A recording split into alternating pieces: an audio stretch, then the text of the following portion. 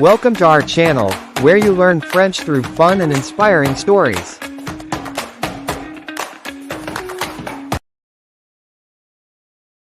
Je m'appelle Amina.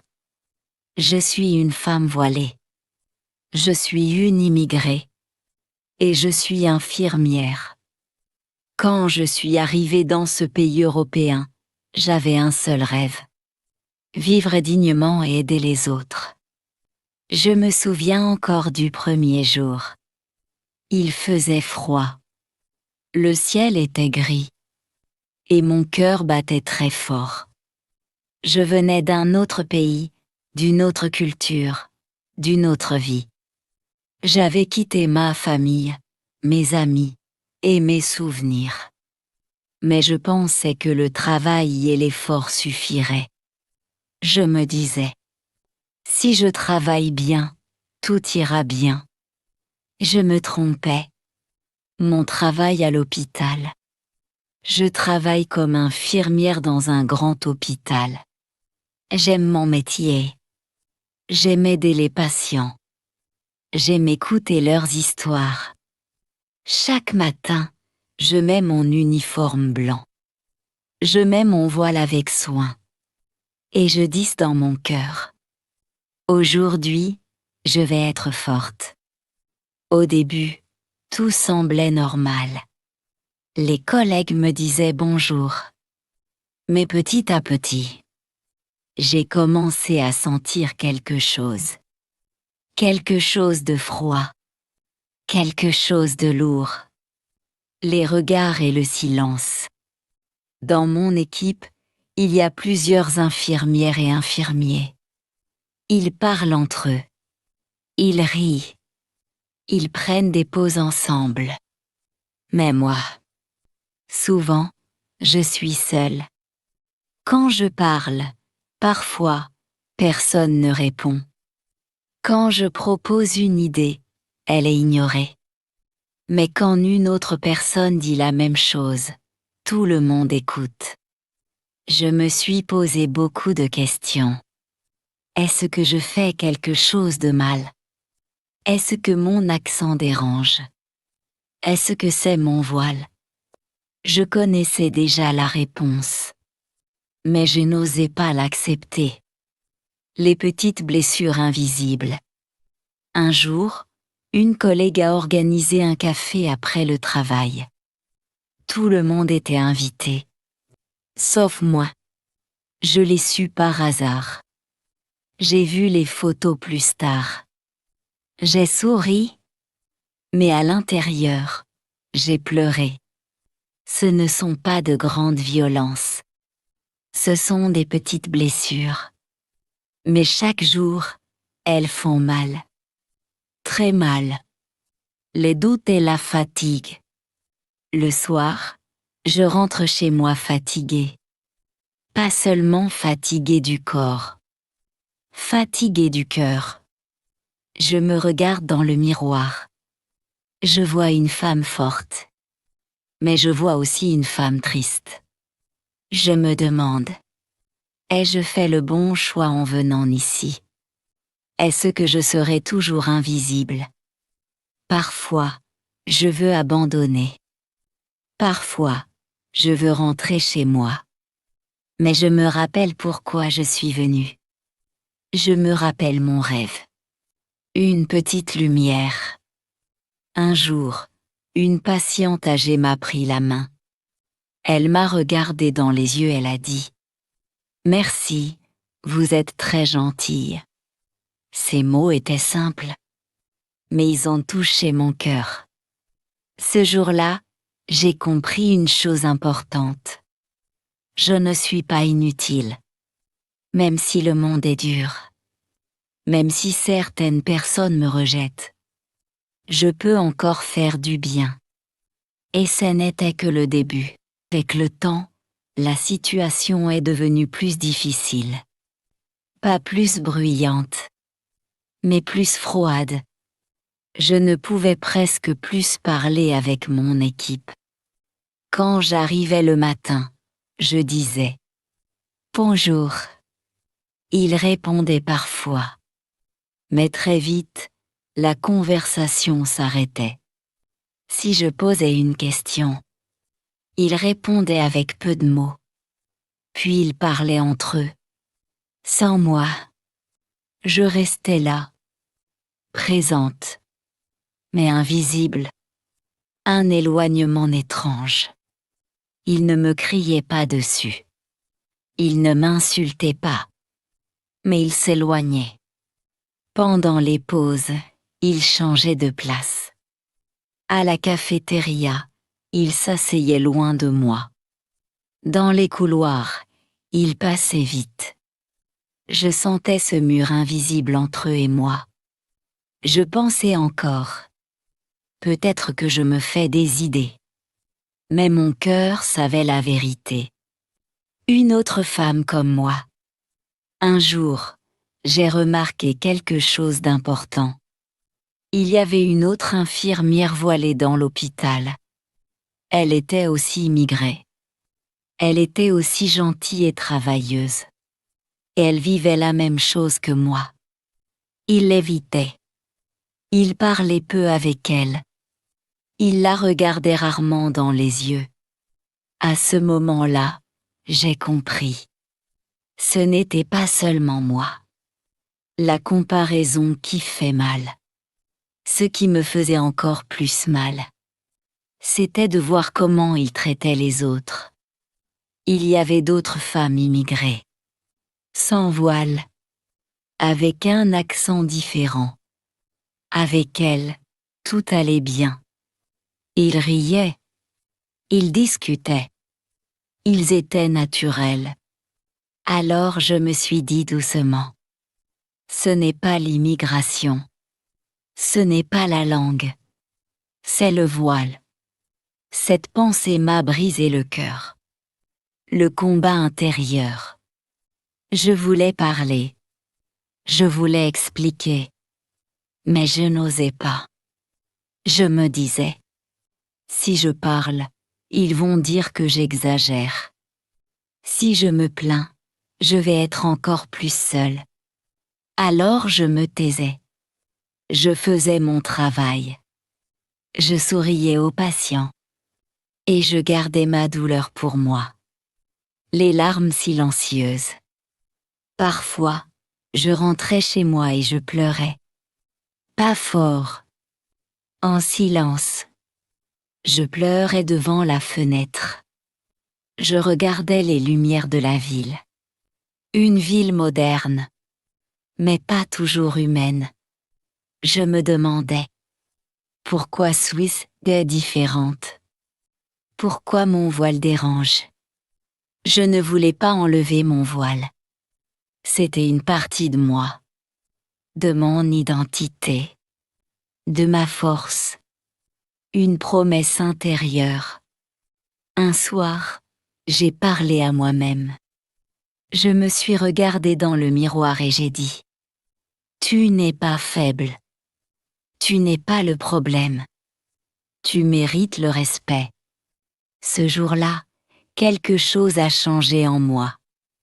Très doucement, mais profondément. Je ne le savais pas encore. Mais cette douleur allait me transformer. Il y a eu une période très sombre dans ma vie. Je n'étais plus seulement triste.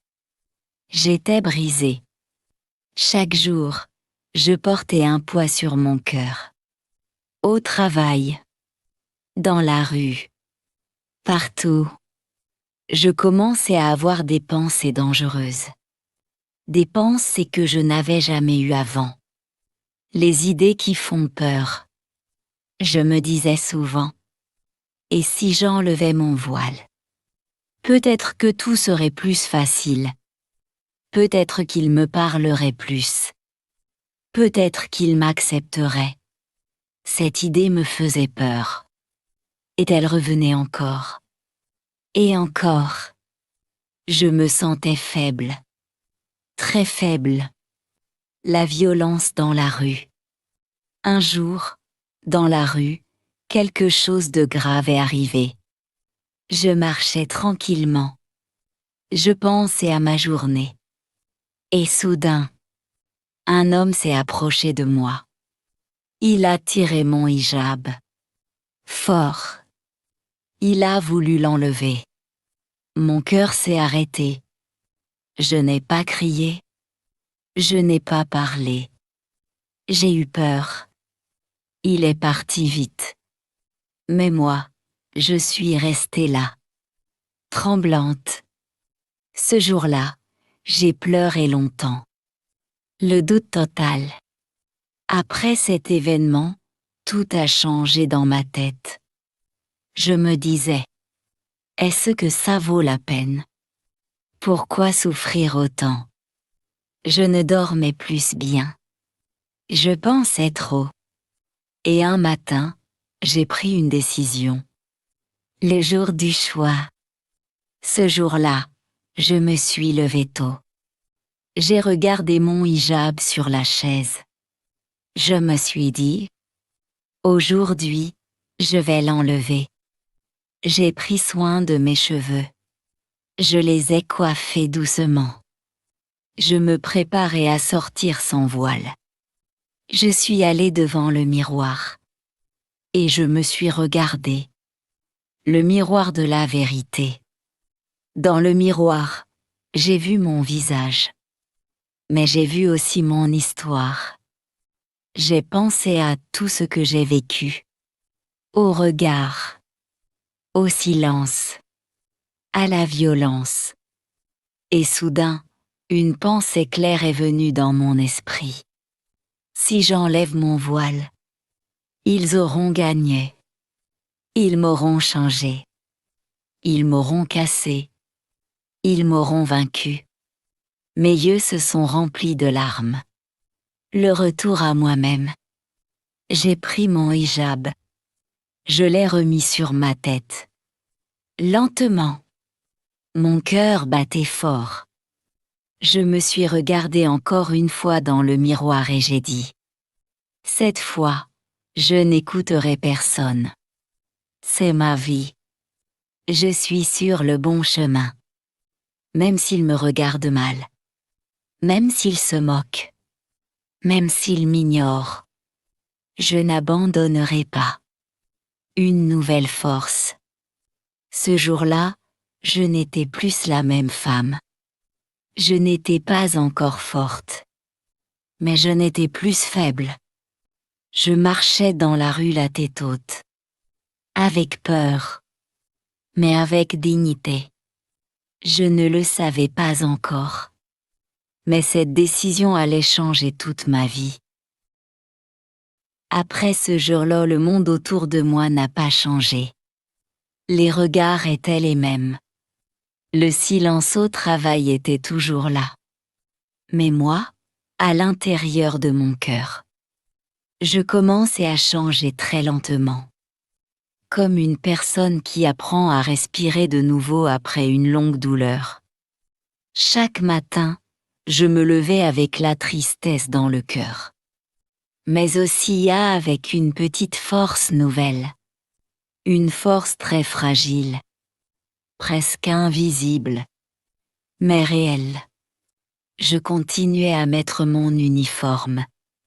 Je continuais à porter mon hijab.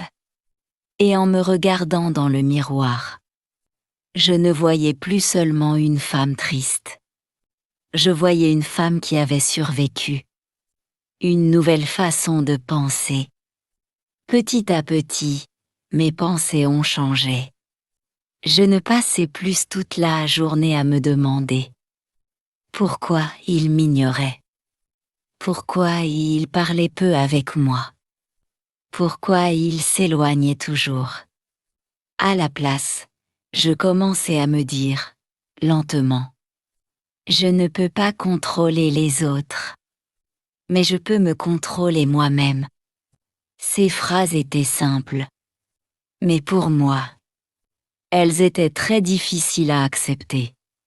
Au travail, sans attendre leur regard. À l'hôpital, je faisais toujours mon travail avec sérieux. Je prenais soin des patients avec patience. Je leur parlais doucement.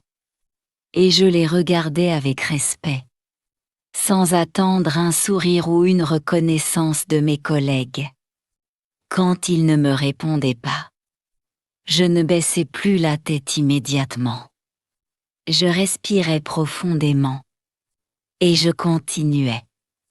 Parce que je savais que ma valeur ne dépendait pas de leur attention. La douleur est encore là, mais différente. La tristesse n'a pas disparu. Elle était encore présente dans mes soirées silencieuses. Quand je rentrais seule chez moi. Quand je mangeais en regardant le mur. Quand la fatigue prenait toute la place. Mais cette tristesse n'était plus la même. Elle ne me détruisait plus complètement. Elle me fatiguait. Elle ne me cassait plus. Le respect de soi, doucement. Un jour, en marchant dans la rue, j'ai senti les regards encore une fois. Mais cette fois-ci, je n'ai pas baissé les yeux. J'ai continué à marcher, lentement, avec le dos droit, en me disant dans mon cœur, je n'ai rien fait de mal. Je suis une bonne personne. Je suis à ma place. Ses pensées ne criaient pas. Elles chuchotaient. Et elles restaient avec moi. Une femme qui commence à se choisir. Je n'étais pas encore forte. Je n'étais pas encore confiante. Mais je commençais à me choisir. Même quand c'était difficile. Même quand personne ne me soutenait. Je comprenais doucement que le vrai changement ne commence pas quand les autres changent, mais quand je décide de ne plus me perdre pour plaire aux autres. Et ce n'était que le début. À le soigner et à comprendre ses besoins. Avant, je serais restée silencieuse. J'aurais baissé les yeux. J'aurais attendu que quelqu'un d'autre parle. Mais ce jour-là, même avec le cœur qui battait très fort, j'ai levé la tête. Et j'ai parlé. Ma voix était calme, un peu tremblante, mais claire. Être entendue, enfin. La salle est devenue silencieuse. Tout le monde m'a regardé. J'ai expliqué la situation lentement, avec des mots simples, sans colère, sans peur visible. Et à la fin, le médecin a hoché la tête.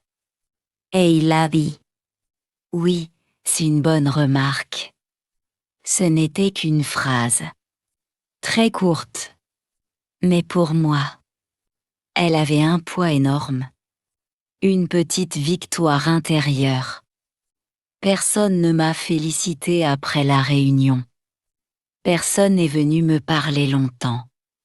Mais à l'intérieur de moi, quelque chose avait changé profondément.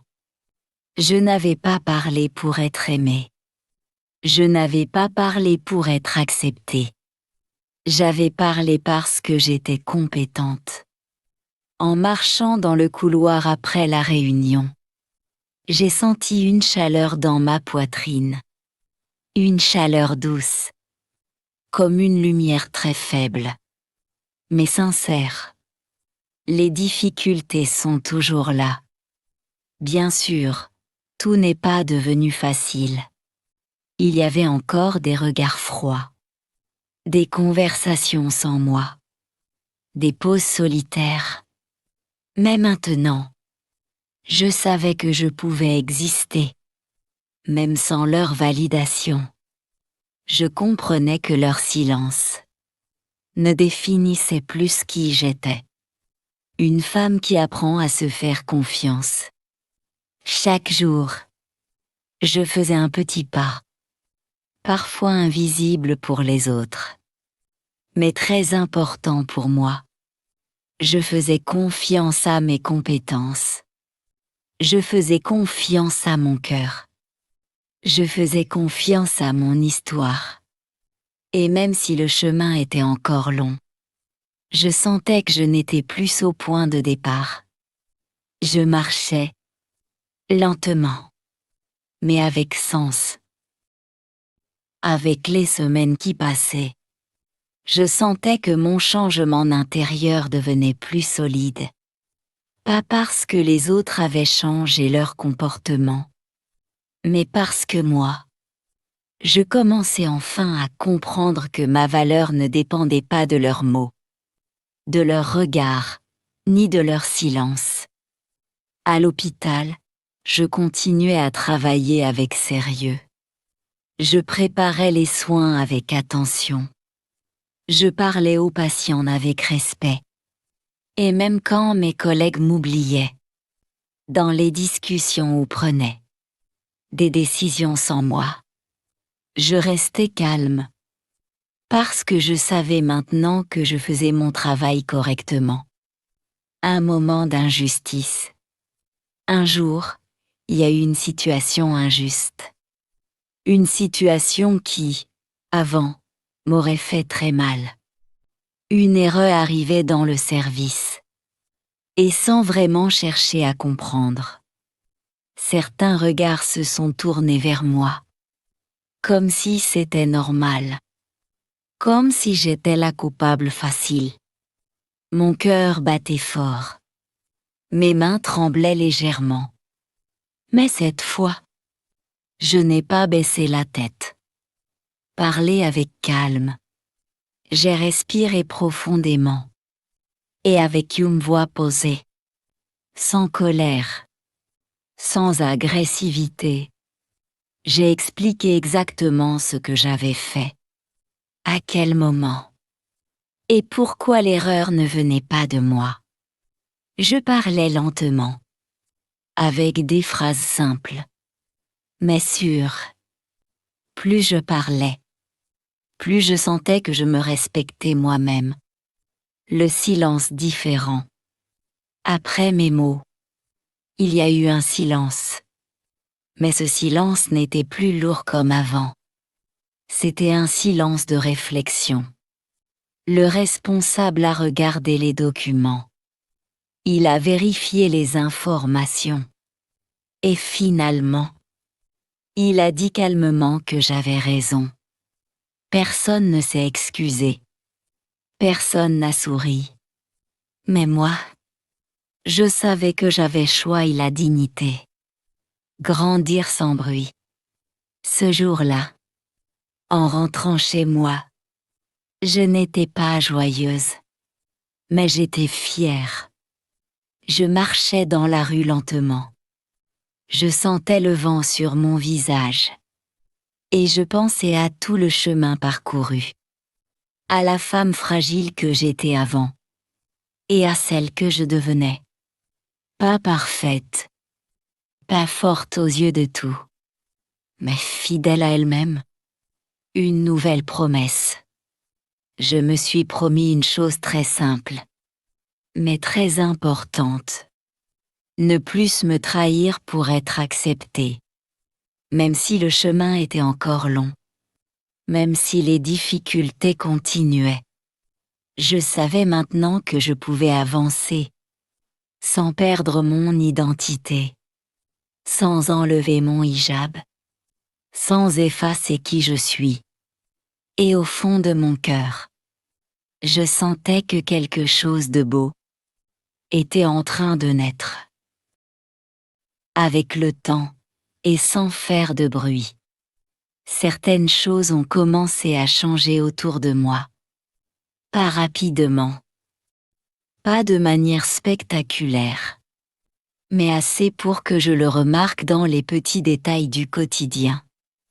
À l'hôpital, un médecin plus âgé. Quelqu'un de calme et d'observateur. A commencé à me regarder autrement. Non pas avec curiosité ou distance, mais avec respect. Un regard différent. Il m'a vu travailler plusieurs fois. Il a vu ma patience avec les patients difficiles. Il a vu la manière douce dont je leur parlais. Et un jour, après une longue garde, Il m'a dit simplement que mon travail était sérieux et très humain. Ces mots étaient simples, mais ils ont touché mon cœur profondément. Parce qu'ils venaient d'une personne qui ne me regardait ni comme une étrangère, ni comme une femme voilée, mais comme une professionnelle. La douleur devient une force. À partir de ce jour-là, je n'ai plus regardé mon passé seulement avec tristesse, mais aussi comme une source de force intérieure. Parce que tout ce que j'avais vécu m'avait appris la patience, le courage et la capacité de continuer même quand personne ne m'encourageait. Je comprenais maintenant que la douleur ne devait pas toujours me détruire, mais pouvait aussi me construire. Lentement, en silence, plus de responsabilité.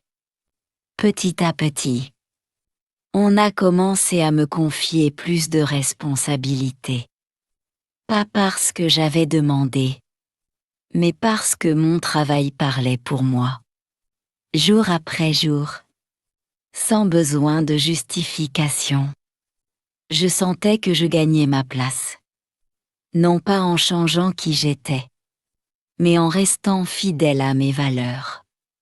Une confiance discrète. Je ne cherchais plus à être aimé par tout le monde.